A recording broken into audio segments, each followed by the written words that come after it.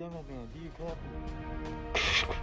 Demo Man, Oonie-Man and I are pinned down. You might want to bring the big guns. Don't worry, I'm bringing backup.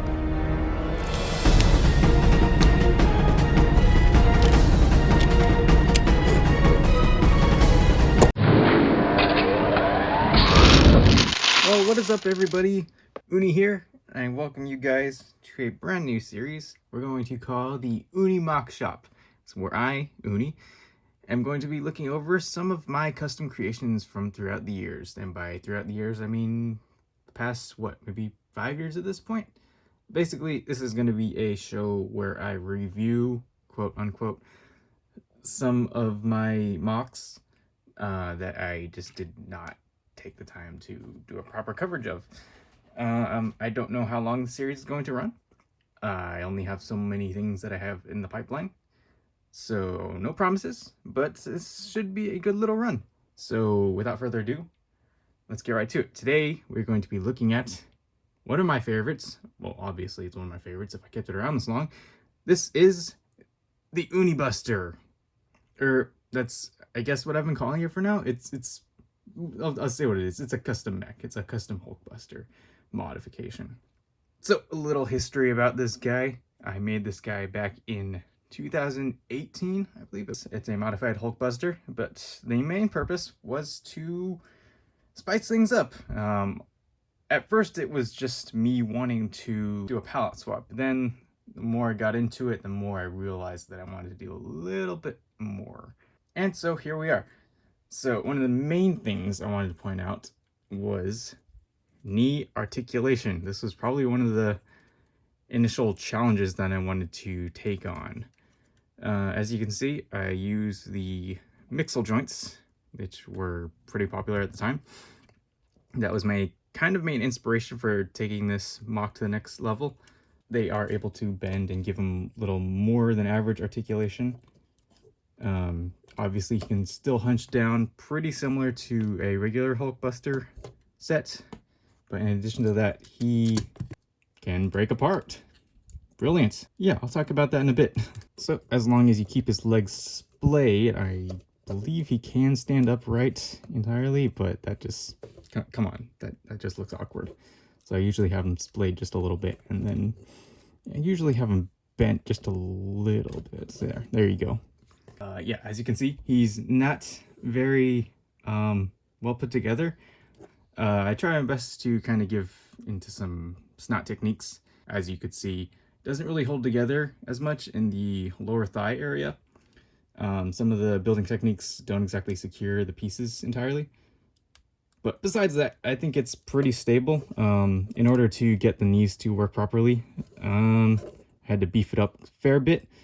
But for what it's worth, building off of just the main frame that they had for the original Hulkbuster sets, I think it turned out pretty well.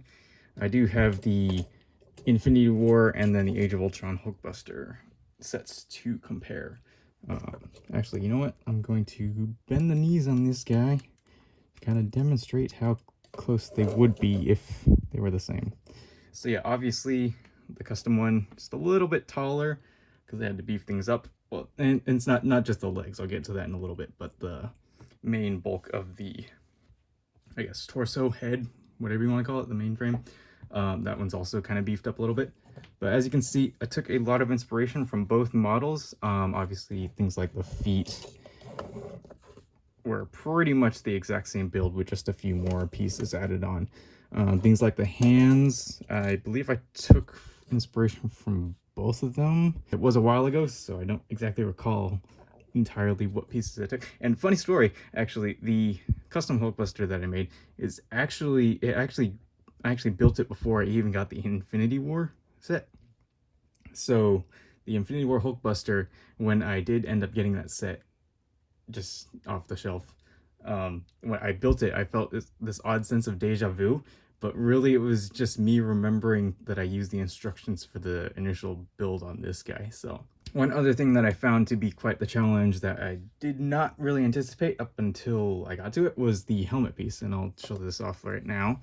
So basically, whereas these guys have the kind of mechanism, or they have a custom headpiece,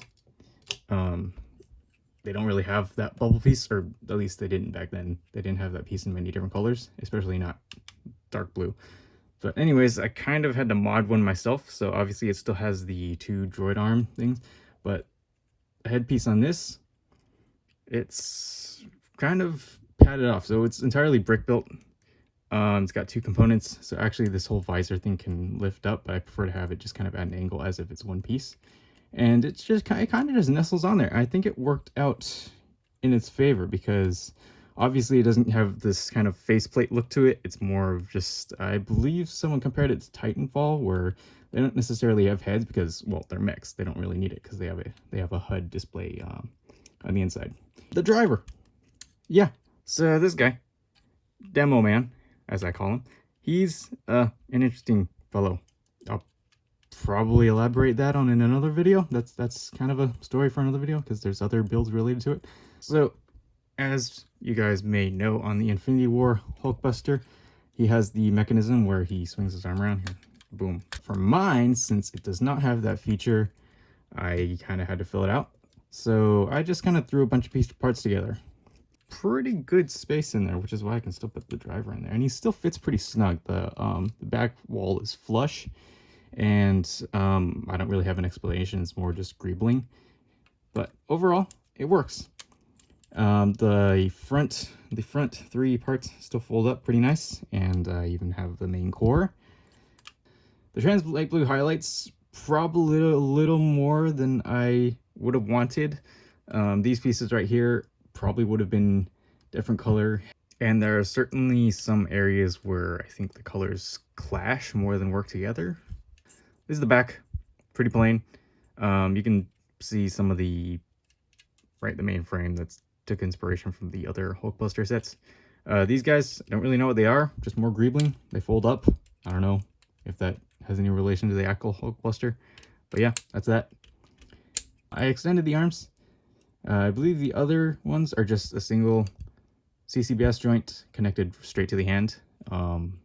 Again, this was a later development.